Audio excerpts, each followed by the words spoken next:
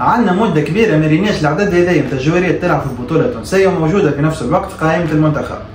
اما انك اليوم تجيب الجهور كيما ادريس الميزوني في قائمه المنتخب هذايا ما عندوش بلاصه، غريبه برشا.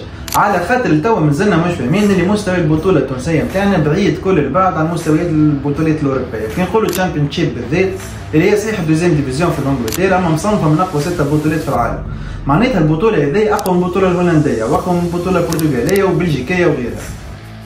بالنسبه ليا معناتها جهور كيما ياسر عاشوري بالذات معناتها كي يجيك ليكيب ناسيونال ما يقدمش الاضافه راك ما تنجمش تلومه هو، لازمك تلوم الاطار الفني كيفاش يستعمل فيه. خاطر اللاعب هو بيدو اللي معناتها يهبط من المنتخب يعاود يرجع بعد جمعه للبطوله الدنماركيه مع كوبنهاجن بالذات ويبدا يقدم في مستويات ولا اروع. معناتها دريبل اللي تحب انت معناتها جري سبيد سبرينت كل شيء يقدم فيه الجوار هذا.